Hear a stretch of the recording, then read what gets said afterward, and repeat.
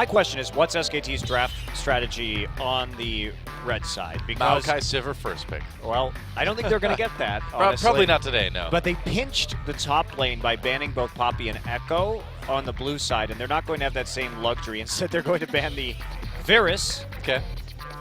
Fly looked good on that Varus. Seems reasonable. There's a Rise ban on blue side from KT. And it was interesting hearing the SKT coach talk about the fact that they'd only shown their red side strategy in their series against Jin Air, and then they'd show their blue side strategy in this game. And pinching for Maokai was clearly their blue side strategy. As you mentioned, it just seems very difficult for them to get Sivir Maokai again unless they offer something super tasty up to KT as a first pick. I just don't really know what that could be. Yeah, I don't think it's anything at all. I think they're going to be the ones scrambling here because Poppy and Echo have been banned once again, and presumably it will be that first pick Maokai. Question is, does SKT ban the Zillion again? I don't think you do on the red side. No, I don't think so either. At least you get Sivir if you don't ban away one of Sivir Maokai as a trade, so You'd think they would take the Maokai if it doesn't get banned. Maybe the Corki? Yeah, you could ban the Corki. That's definitely an option. Graves. Okay. Huh, okay. All right. they're thinking about KT's second round of picks with a ban like Graves. They know they're going to be taking Sivir in their side of the draft, or you have to heavily expect them to do that. Jungle Pool's at full power outside of that Graves ban.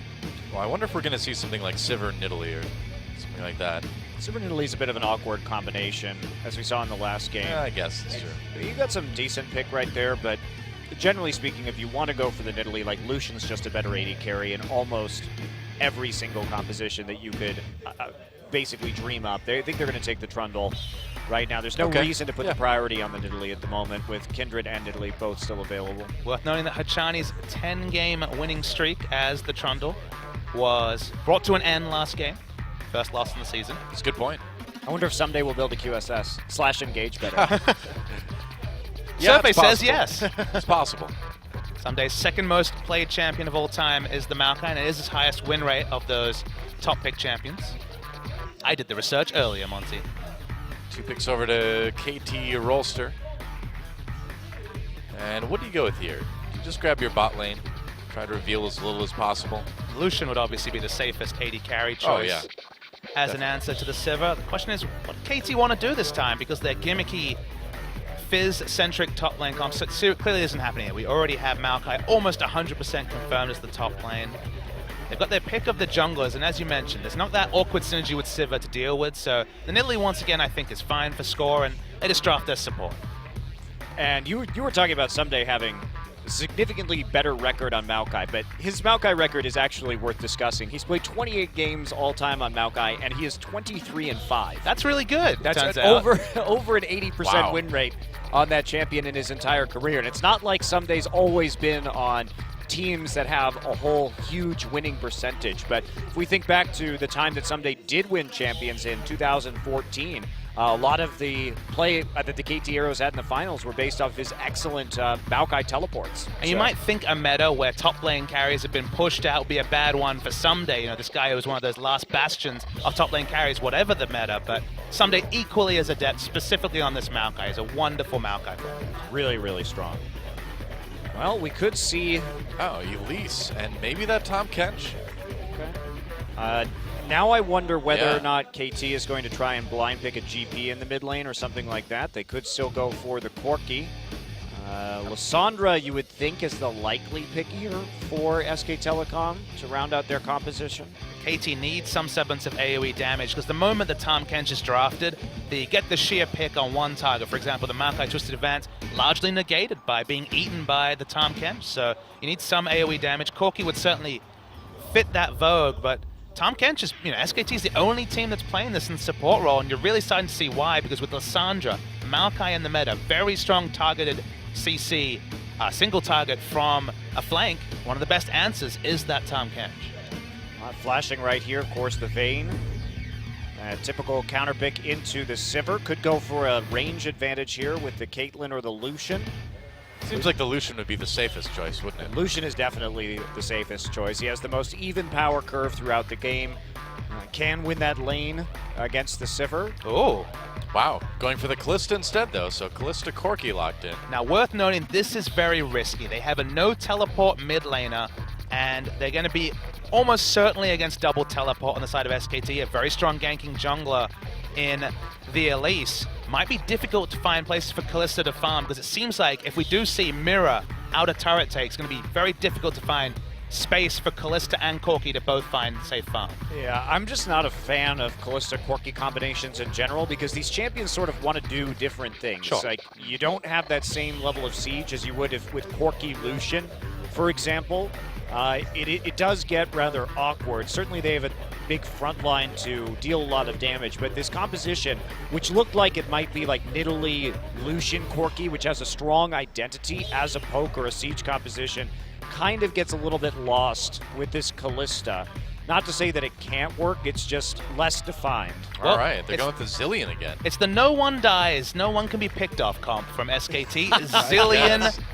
Trundle disengage, Tahm Kench nope button. This is Repel. Yep. You know, you think about answers to what the Rox Tigers are doing. The Rox Tigers innovated Lissandra, Maokai, Sivir, the double teleport and strong wave clearing mid. You put Sivir in mid and wave clear, and then pick people off for days. Well, good luck picking someone on the side of SKT. I also, just in general, dislike Trundle Top right now because when you think about what Trundle Top is supposed to do, it was earlier in the season very successful when it came to 4-1 split pushing and just dominating in that lane, but ever since people realized you could just buy QSS, he can no longer win those duels, which means that once you use your QSS in a team fight, he's basically just a pillar bot, and that's fine if you're support because you have very few resources, but when you pour all these resources into a top lane Trundle, he's basically just a worse tank with less abilities than most of the other tanks. Now, again, this series has been a squeeze on the top lane. Echo, Poppy have been banned. Maokai has been first picked. So it does mean you kind of have to go to tertiary champions that you may not like. But that's generally why I think it's just a stronger support pick than a top lane pick in the current meta. Certainly seems that way. Well, we'll see if SK Telecom can use it anyway to get the 2-0 lead over KT Rolster in this best-of-5 playoff match. Or if KT can tie things up and make a very interesting Game 3. Let's find out. Everybody wants to rule the world. There's a room where the light won't find you. Holding hands while And welcome to game number 2. KT Rolster versus SK Telecom. SKT coming into this one with a 1-game lead, but the draft a little bit suspect this time around for SKT. Intriguing to see how the Zillion against the master of the Zillion and champions, Fly's Corki, goes. This was a case where Zillion was picked into Corki, so the laning phase, especially in the early levels, is going to be rough for Zillion. Could be. I just am intrigued because SKT, they put more of a priority on Elise, some action here early, on Elise than most of the other teams do. But what that leaves them with here is a basically like Bang comp.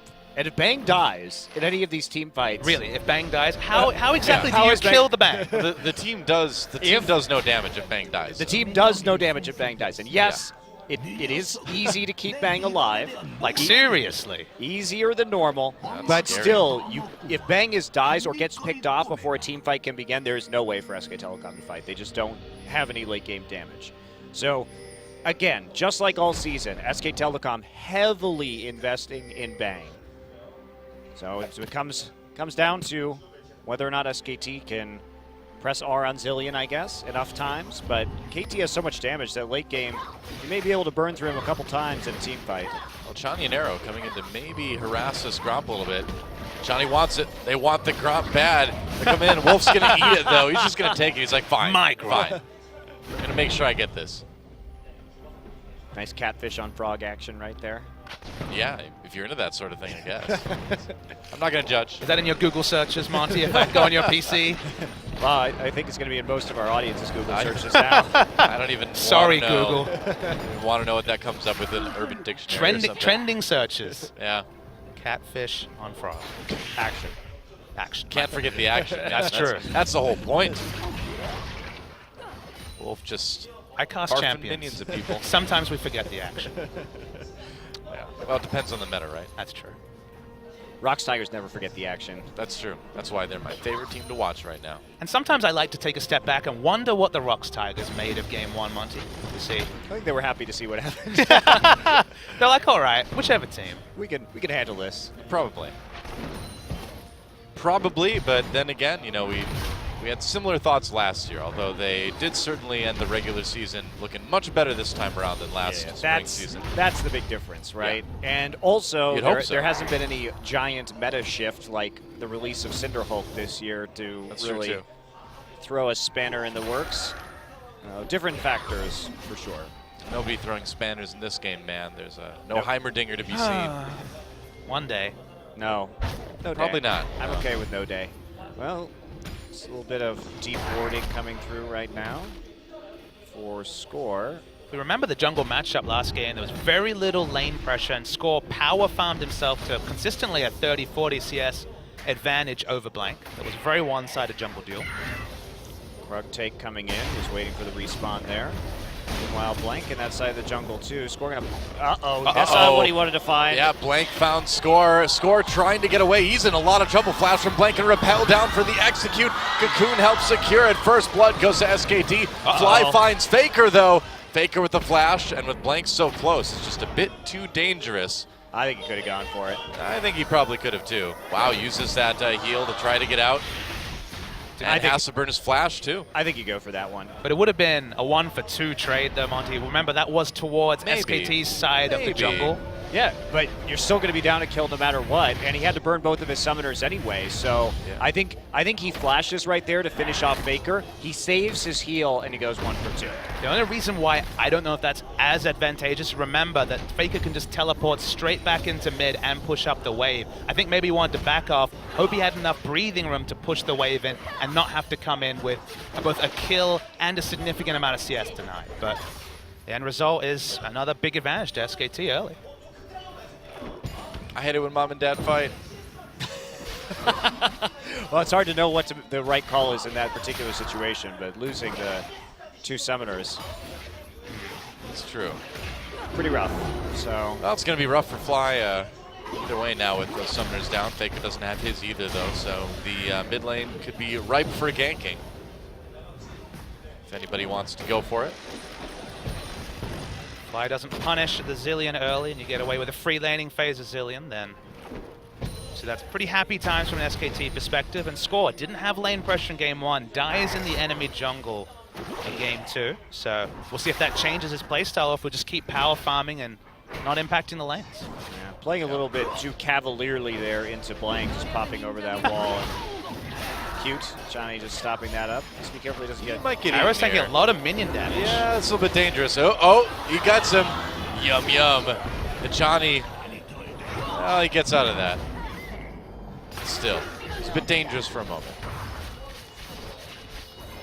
Arrow was awkwardly tanking the whole range minion line for about 300 health of his health bar. That was. Hey, it's Impact. How you doing, buddy? Favorite son. GBM was here for Jinaz match earlier in the week.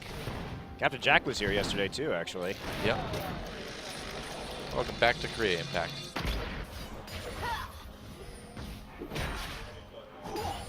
KT taking awkward trades, but CS, at least for them, is doing fine outside of Someday, who's actually been pretty significantly punished in the top lane. This Trundle, I guess the one thing you can say about Trundle with items, Monty, is that he is very, very powerful in the split push, so. Until the QSS hits. I mean, that's the big thing, right? Is that he's not going to be able to put on as much pressure in the duel. But the question we hit is, like 3 to 4 items. But he hits those items, and it's not so much about killing the Maokai as it's killing the turrets, right? So even the QSS then isn't quite as relevant. If he can ignore the damages from the base values from Maokai, he's going to do a pretty good job of pushing down objectives. And okay, we didn't see Someday do much with a pretty significant 4-1 threat in game 1, but Trundle can do that with AD items, and you can see with the pickaxe, he's definitely starting what we'd expect to be probably a Ravenous Hydra, given the nerfs towards Titanic Hydra. Yeah, we'll have to see what exactly he goes for. Ganking time. Fly. He uses that Valkyrie to get away. Cocoon doesn't connect. And it looks like it's going to be no kills for SKT in the mid lane, but does force Fly back for a moment anyway. 2 games of standard lanes, also very different from what we've seen across other LCS regions. True. Even in Champions, we've seen plenty of lane swap starts. Wow, nice dodge from Faker. A parting bomb for Fly on the way out. Oh, Nice steal. Yeah, Blank getting the blue buff. Score tried to steal back his own buff, but didn't work. Faker looks a little bit better on the Zillion today, I gotta say. I feel like he's just landing things a bit more frequently than he was yesterday. But knowing Faker, he probably like went home and played like 30 solo queue games of Zillion. He's like, now I'm ready. Was that time for 30 solo queue games? Yeah, McComan's like, Faker, did you sleep? He's like, what is sleep? I guess he had some really low queue times then too. I guess so. We are in Korea though, Monty. To be fair. No, he just like queues up on like 5 different computers, and when one of them gets in, you just cancel the other ones. And there you go. I don't know if that actually works or not. I think it would just put all your challenger accounts in the same game together. Faker could handle that. Wolf trying to handle a little bit of action in the bot lane. Gonna pop that gray health, but he's still in a lot of trouble. That's gonna be a kill for KT. Arrow picking up that one. Wolf had the flash to start, but couldn't flash away from the pole. But the moment the headbutt registered, no chance for Wolf to get out. It's a nice answering kill. They're gonna push up as well, KT. They have Callista, so there is Dragon threat, but with Nidalee recalling, they're clearly not gonna go for it right now. Not going to take that early risk. And back to exciting top lane wars, but still 20 CS advantage for Duke.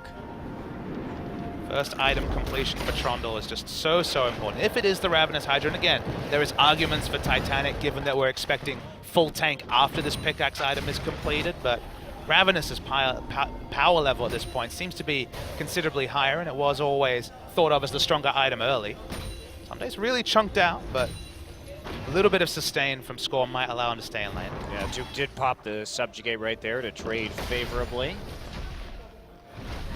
Somebody here just... So he's got no mana. Well, There's no here comes mana. Score, yeah. Duke actually could be in trouble here. Someday, staying alive for the moment anyway. Duke or Philly flashes for it. Knew he was going to trade it 1-for-1. Kill actually ends up going over to Score, but at least Duke got it. But it looks like it may be at the cost of Dragon. Waiting to see if Someday is going to... Sorry, if Score is going to push out the lane for Someday or hold it. He does choose to push it out. That's also experience that doesn't go over to Someday. SK Telecom should be able to get the first Dragon here. And so taking a little bit of an early lead overall.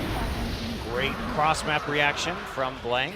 Yeah. You can see right there, SK Telecom has taken the first Dragon 2 games in a row now. That's right. And they have that very high win percentage. KT is nearly undefeated when they take first Dragon, though. And that's actually a big point we haven't really touched on yet, is that KT is... Both of these teams are very good at playing around the Dragon. They are #1 and #2 in this league in terms of overall Dragon control. So they get more Dragons than anybody else. And KT, they are extremely good at stacking to 5 Dragons. If you start that snowball early, they will finish you off most of the time. Seemed like that was the only way to win early in the season, but did diversify from there. With the pickaxe and now the Tiamat completed with the new build path for Hydra, it is confirmed to be the Ravenous Hydra for Duke. It's interesting. That statistic for KT2 used to be about 36% when they lost first Dragon. They've actually dragged it up by about 10% just in the last couple of weeks of play. So they've been doing substantially better when not getting that first Dragon late in the season. I mean, there's delay Fiora comps and there's the Poppy Zillion comps that play a lot differently. So they've changed the way they play, and it's good to see that those metrics are at least inching towards parity. Well, Faker doing a little bit of damage to that mid lane turret. Arrow recognizes that there is a world where he will be forced to wave clear in mid, even with no double teleport in his team. So he's gone for the Hurricane first for the wave clear. You're against Sivir, going Hurricane on Callista first is usually a smart move, just so you can have some parity in the wave pushing wars. Still no Sivir though. Still no Sivir. Nope. That's true. Few champions are. Really only one champion is. Some champions do a better impersonation than Callista though. No. Pretty quiet game for a few minutes now, aside from a little bit of action early on. There's so much less to talk about than usual, though, because the lane swaps just haven't been on, so it's been standard lanes. We're still in Korea, where Very rare to see the kills. I say things like that. Oh, nice attempt from Fly. I say things like that because usually when I do, then action starts happening. Oh, we're getting superstitious now? I'm just going off of what I have observed in my own history. It's great. Doe's been talking to an Casting esports shaman. Yep, so glad we've got That's a different game. correlation. Oh, sorry. Correlation is causation now. That's right. Scientific method, thoroughly not applied. Mice come from grain, last I checked, so this should work. That's right, flies come from rotting meat, too. There you go. Yeah. It's science. Medieval science. Get your science out of my League of Legends, Rolster. Well, I mean, that's how it is. If one of the players doesn't perform well, of course, they let a little blood during the commercial break, of course. Got some Release the spirits. emergency esports leeches in the back. That's right. Yeah, exactly. Wait, have they Pretty already much. moved those to the new studio, or are they still here for Oh, today's no, match? you're right. I think the esports leeches are in the new studio. Oh, no. What happens if a player needs to be leached? Competitive integrity, OGN, please. Well, the teams have to bring their own emergency leeches. That's right. No, they keep the leeches locked away so that you don't put any scripts on the leeches. Of When course, they get of plugged course. in, they don't download anything to the players they can use. You know how it is. Scripting leeches. Yep. Esports problems. That's right. Korea's really on another level. Well, just still kind of waiting for things to happen. No dragon, so that's about it. Here comes Ravenous Hydra to turret damage. Yep. It's not on the screen, but let me tell you, it's a lot. It is. We can see it now. Wow, he may actually just kill this turret right here. Well, Maokai just doesn't feel like he has the vision someday to step up. Finally does, but most of the turret done. Yeah, he got most of it. The proxy started. Yep, doing a bit of dirty farming behind that turret. We know exactly where score is. Won't be a mystery. Looks like KT score on the bottom side. Blank again, taking another objective. Getting the Rift Herald this time. Both the Dragon. Vigor actually going to TP in for this. Wow, all right. They're just going to try to get this dive onto Someday. The turret low. Someday gets stunned by the bombs, of course. Here comes Blank to try to finish it off, and he does. The kill for Blank, taking some turret hits, but he'll get out with like no health left. Is the investment worth it though? Fly's getting free time mid, doesn't have Trinity Force, but will still do plenty of damage. Faker's made two very assertive plays towards top lane in his zillion games. Left a lot to be desired yesterday, and I think he's losing out on the global trade here as well. Yep, 2 for 1, the turrets, and it's all in the cost of getting Duke ahead. Now, he is very ahead, but I think that once we see the Iceborne and then the QSS come down, he's not going to be able to bully Someday quite so much. Those dives are going to be much more difficult to accomplish underneath the turret, and a lot of that trading pressure that he has right now is going to be sapped away. Oh no, the wolf. Oh, did it reveal them? I guess Wolf not. Bro does not reveal. Oh, well, a different wolf was coming towards to reveal them. So it did happen in the end. Plans upon plans for the wolves. Oh, double stun from Faker. Nice. Forces the heal from Arrow. Yeah. Wow, getting the summoner out with just a couple Qs. Got a nice stun to Maokai underneath the turret there, too, on the dive. Yeah. But Yeah, his Zillion really is looking better today than it was yesterday. Doesn't take long for Faker to get his eye in on a champion. Apparently not. The one champion again, the one black spot was Twisted Fate, but very clearly recently his Oh, Twisted no. Fate prowess has been much improved. The black spot is still Xerath. That's true. Yeah, yeah.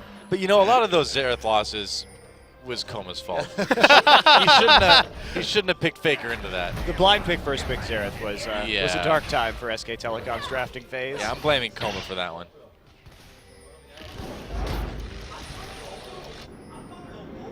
Fly now moving up. Looks like we'll see another turret trade here. Bang on that bottom side. Duke definitely not tanky enough to withstand any kind of dive. Not yet. Well, Blank going for another dragon himself, so SKT has been able to grab both of the early dragons here. Blank playing really well this game. Yeah, he is. It's been the neutral objectives that actually SKT have picked up. That's the one thing they have really got heavily invested in. 2 dragons and the Rift Herald, so they've been exclusive when it comes to picking up neutral objectives. It's been the outer turrets that KT have focused on. And all 3 down pretty early, actually, 16 minutes. Only one turret behind, and that one outer turret that's left for KT is below half health, so SK Telecom really not too far behind in terms of objectives. Getting this mid turret now is going to be really hard for SKT, barring any kind of dive, and they're just not tanky enough to do that yet, just because you are going to have the Corki or the Callista here. A lot of wave clear available. This is Hurricane first, and you have to push up with a Zillion. Sivir might go mid, but without TP on Faker to actually assign into the side lanes, that's another bit of a problem. There is also limited options for KT to answer what will eventually be a pretty strong 1-3-1. Of course, Zillion not really thought of as a 1-3-1 champion, but will provide wave kill. There's no teleport from KT, and you need to find place people as well. Oh, all right. Wolf saving blank there. It's just, what does the lane assignment look like outside of obviously Maokai and Trundle battling in one lane? I don't think they're gonna have to be too concerned. Faker isn't gonna stick around and split push in a lane. He will kill turrets very slowly.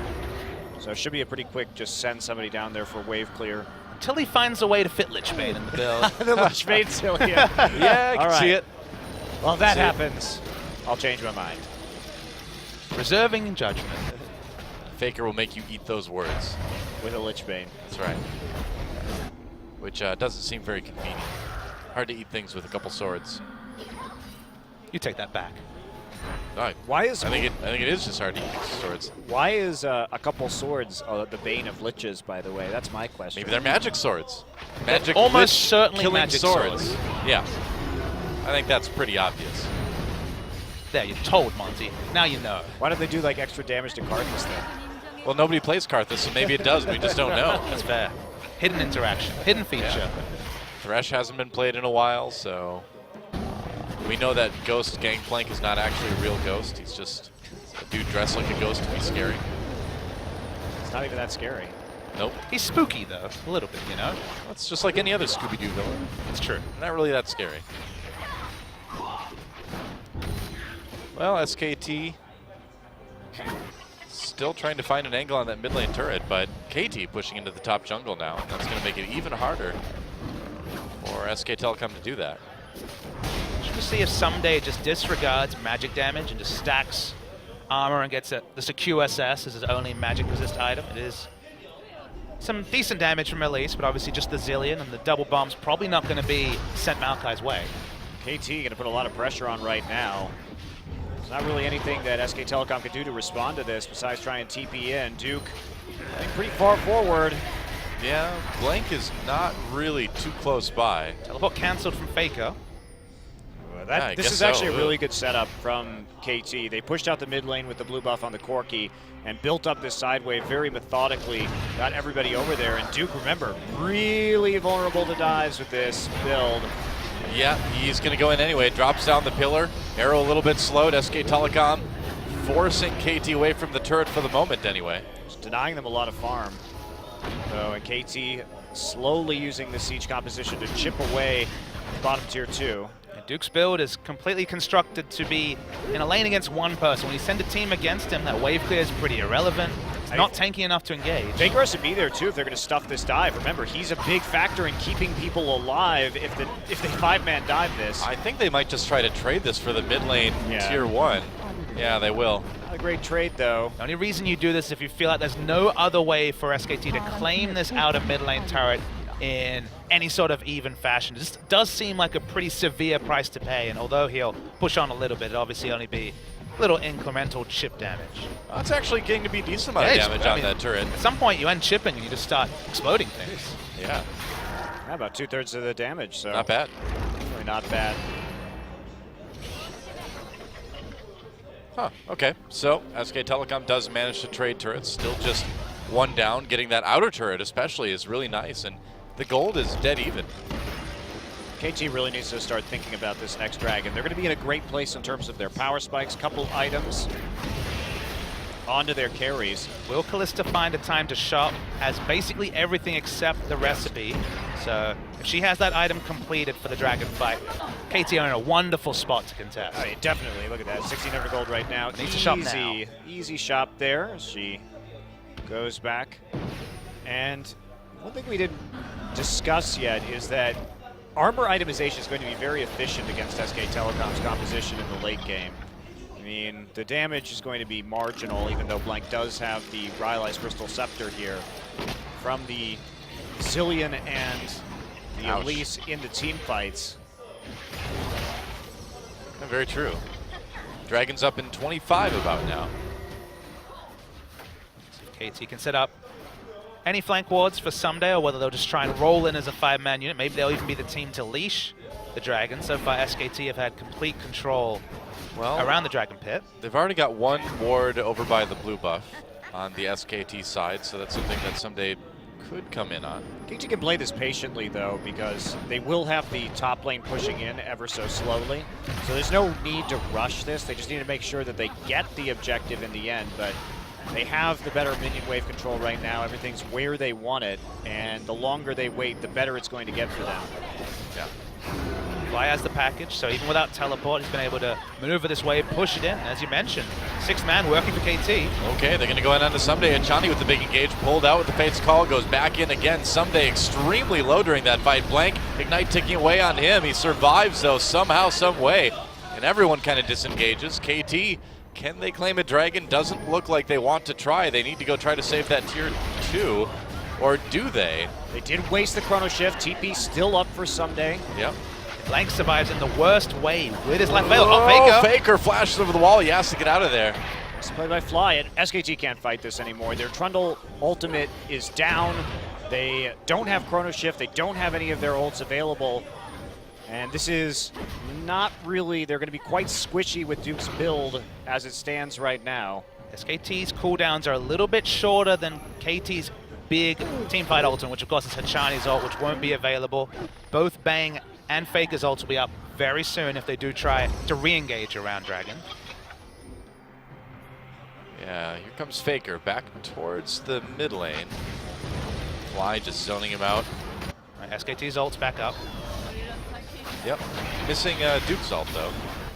All right, they're going for the dragon. KT coming down. Faker's a ways away. He's going to teleport in.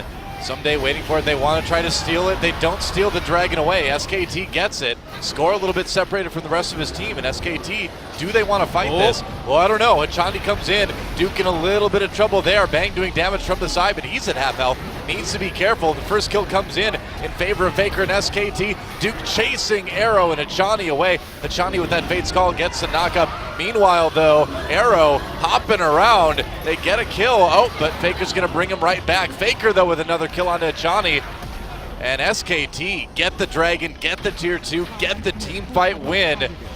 And they're going to take a little bit of a gold lead on top of that. SK Telecom really just took a very narrow timing window right there, and KT should have been contesting that dragon sooner. Instead, they allow SK Telecom to get those major ult cooldowns back up, and that's going to be the result because they have more abilities to use. It was so clinical at pulling the trigger literally as On the Hunt comes up.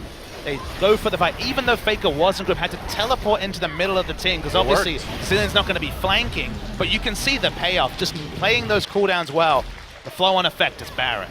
Yeah, very nicely done. As you see, the Fate's Call and the Unbreakable Will really necessary for KT. Both down. Yeah, Duke gets his ult back up too, so right there, and that means that we see this re-engage. There it is. The Subjugate gets used again instantaneously onto Someday, and that's a nightmare. KT missed the timing window. They should have played more aggressively onto the Dragon earlier, and instead SKT mops up the fight.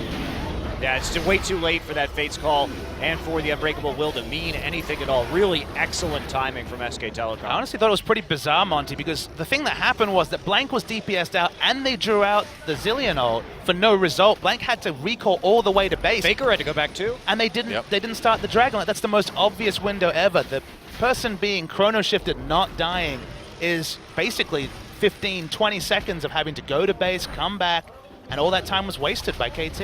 Yeah, and they definitely could have won a team fight if all of their ultimates, I feel, had still been down. Well, remember, Maokai has basically no ult cooldown, very short. Nidalee has no ult cooldown. Corki has no ult cooldown. They were team fight ready much quicker than SKT, and they did nothing. SK Telecom pressuring this tier 2 tower up in top lane now. Getting a lot of damage in on it already. And man, I gotta say, I've been saying it all game, but Faker has been looking so much better on the Zillion. There's another stun onto Achani, chaining a little bit of that CC. Wolf trying to get up for a bite, a beef. Doesn't quite get it though. And meanwhile, it's Trundle, who's always going to have the split push advantage against Maokai with this AD build with Baron buff minions. Guess so, yeah. It's going to be free objectives. They need to send more than just Maokai down bottom. Wow, SKT looking why does it always go good this here way? in game 2. Because it's SKT, man. That's why I always say never bet against SKT. It's not over yet though. Achani comes in, pulled out with a Fate's Call, re-engage. They already kill Fly though. Oh boy, all right. All right, this one looks like it's pretty much over, doesn't it? In fact, this may be the game. Fly down, Hachani down for a good long time. They've got the Baron pushed. Minions. Yeah, they have the damage. Yeah, they do, yeah, and got plenty of health still on the members of SK Telecom. Looks like they're going to be able to wrap up game number 2 a little bit quicker as Someday tries to go for a last-ditch engage onto Faker. Arrow and Score on the side. They do present a big threat, but are they enough of a threat? SKT may not be able to finish this now. Minion Wave comes in. Fly coming up really soon, though. I think it's too risky. Yeah, they're backing off. Close call. Nice hold from Arrow and Score there. One bad team fight loses KT so much with the Baron buff, and then the impact of the Baron buff. When you have Trundle with Baron buff and just with his natural split pushing advantage, this is nothing KT can do. They don't have as much wave clear as they did in game 1 because there's no Sivir this time. They're doing their best to hold the waves, but the price was thin across the map, and the pick was really nice on Corki, and that meant the game effectively over from a KT perspective. It's really interesting how much of the game hinged really on that one fight and a very small timing window. Well, that's the thing about SK Telecom, though. If there is a game that hinges on a tiny window in a fight, SKT is the team that's going to hit that window nearly every time. That's what we've seen. They're going to go after Someday now, and Someday finds himself a little bit separated from everybody. Wolf doesn't even decide to swallow him. I'm so disappointed. Nope, got to save Bang, though. A little bit low. He's got the Zillion ult. He's going to survive, though. Not going to get to use that one. And now Score engaging. Really wants a kill. Bang, he's going for it. Doesn't get it, though. A kill onto Faker comes in from Arrow. But is it enough? Nope, Fly too low. That's it. Arrow re-engaging with Hachani, using that Fate's Call, but it's only the bot lane remaining. Arrow needs to be a hero here. Hachani disrupting as much as he can. Finally goes down, and it's only Arrow standing between SKT and a Game 2 win. And I don't think that's going to be enough as they go in onto the second Nexus turret. There that goes. And SK Telecom, a close Game 1, but a very, very good Game number 2, able to find that split-second timing, get the big team fight win, get the Baron, get the game win. Under 30 minutes, SKT jumps out to 2-0, one game away from the Spring Grand Finals.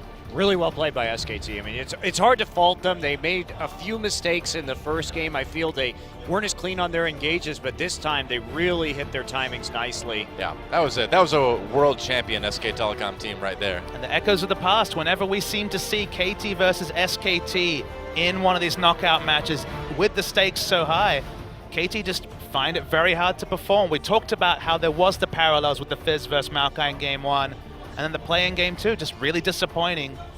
Just on one small decision, but the snowball effect 5 minutes later, the game was over. You know, I feel like I've seen this this one before, man, and I think I know how it ends. I think it ends with an SKT 3-0. Well, I mean, at this level of play, it is amazing to see how just these very, very minute windows can actually determine the outcome of a game. Yeah. And it shows how on point you have to be to play at this level of League of Legends, because you make one of those mistakes and it's a communication error where you're not talking to your team and you're not adequately judging your strength in a situation. Makes all the difference in the world. And that'll lead to SK Telecom 2-0. Yeah, one game away from the Champion Spring Grand Finals and a rematch from the Spring Finals last year if it ends up being SK Telecom versus the Tigers. Summer rematch into a spring rematch, potentially, for SKT. Yeah, really could be. SKT, though, rising to take on everybody here. We'll see if they can close it out when we come back right after this.